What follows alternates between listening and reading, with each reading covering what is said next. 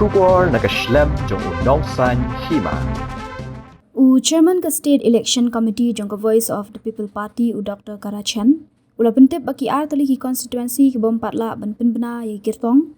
Kadai Hamauhati constituency ke Bahab Hariboy district, Batla Umkra Malki constituency ke Bahab Hashilong City jong ka Khasi Hills Autonomous District Council.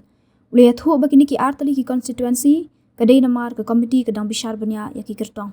Ula pentep basyan kin sa bishar banya abyang shwaban penbena ye ka tiket hakini ki artali ki constituency.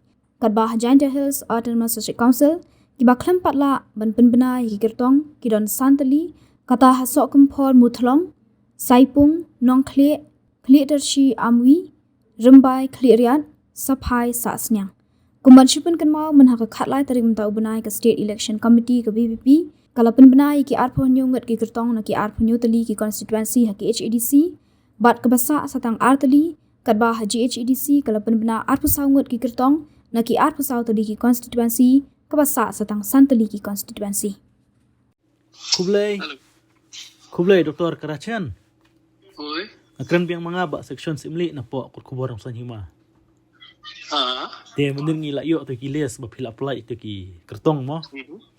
Ke ko bantip ki konsi yo tu na po Khasi Hills ba ki ang arteli pat yo ko bantip konsi. Oh, tanggal aku kerap aku mati. Oh lain krab mati mo. Tikine arteli la no kin try pekre man. Timbana ne. Oh, gitu memang impet ya. Kalau ni por. Jaldan am kertong ki balapan na peng to arteli. Kidon kita ngedang check, kidon kita ngedang up. Hoi.